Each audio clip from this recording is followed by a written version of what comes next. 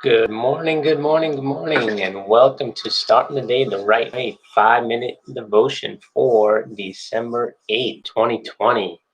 All right, let's get right into it. All right, so my question right off the top is, whose eyes are you viewing things through? Whose eyes are you using as you walk through your daily life? Okay, and I have three specific scriptures, portions of scriptures, which come very close together. Two portions come out of Luke chapter 7, and one portion comes out of Luke chapter 8. All right, so the first portion is going to be verses 12 through 17. And here's what it says from the NIV, okay? As he approached, he meaning Jesus, the town gate, a dead person was being carried out, the only son of his mother, and she was a widow. And a large crowd from the town was with her. When the Lord saw her, his heart went out to her, and he said, "Don't cry." Then he went up and touched the bier they were carrying him on, and the bearers stood still. He said, "Young man, I say to you, get up."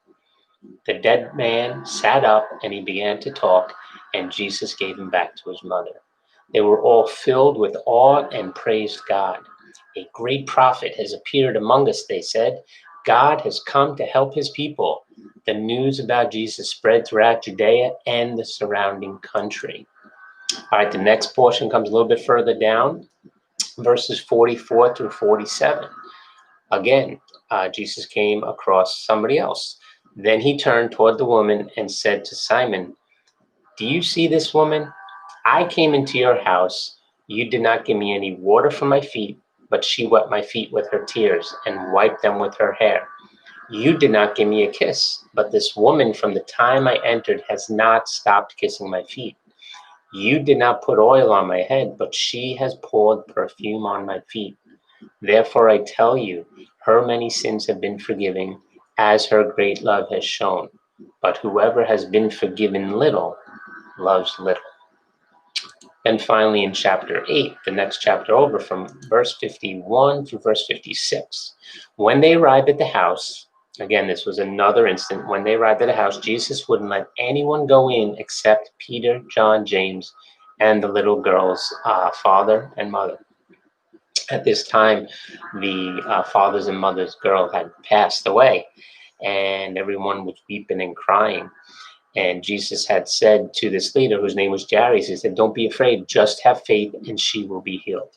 So they got to the house, verse 52. The house was filled with people weeping and wailing, but he said, "Stop the weeping. She's only sleeping. She is not dead." But the crowd laughed at him because they all knew she had died. And Jesus took a look at her by the hand and said in a loud voice, "My child, get up." And at that moment, her life returned, and she immediately stood up. And then Jesus told them to give her something to eat.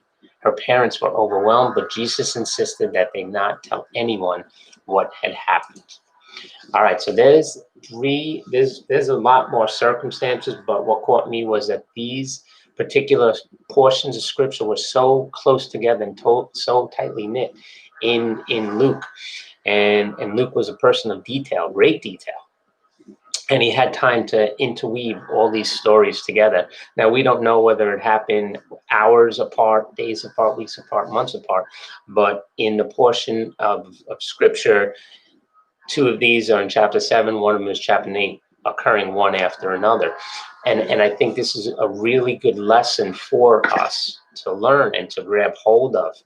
And in these three portions of scripture, we see that Jesus just totally locked out everything that was going around him. And he just took authority of situations, right? In the first portion of scripture that I read, as far as raising the widow's son, okay, he came upon this funeral, right? The funeral is in the middle of happening, and he immediately had compassion upon the mother and found out that she was a widow. And what did he do? He raised the son from the dead, just like that. And he immediately had gotten up, right? There was no delay in this particular answered prayer, just that Jesus immediately rose her from the dead. Then in the second portion of scripture, rose the son from the dead, not the mother, the son. The second portion of scripture, I don't know if you guys can imagine this, and ladies, but here Jesus is in one of the Pharisees' house who had invited to dinner, and he goes on to say that this woman has not stopped kissing me or not stopped wiping my feet with her tears.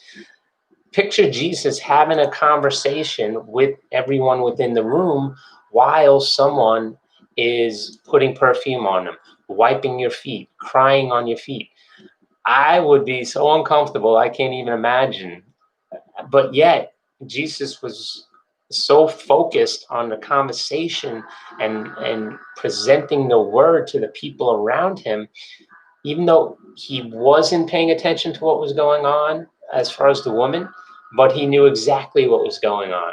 So he was able to separate himself from the woman and from the crowd.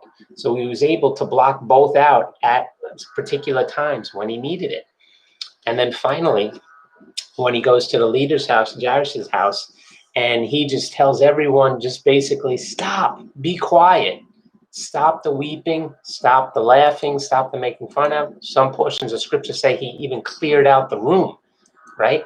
And I think that's what we need to focus on. Sometimes we just have to clear out all the noise in our lives, right? And we need to look at things through spiritual eyes, through God's eyes, right?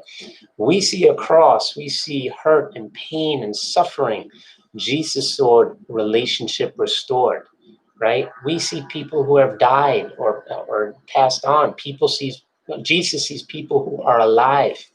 All right, we look at the storm and everything that's going on in the midst of the storm, but Jesus sees calmness and peace. We see sickness, Jesus sees health. All right, so that's my question to you. How are you looking at things?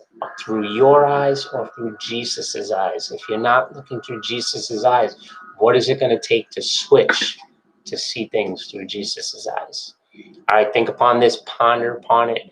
I hope it's a blessing. Have a great day.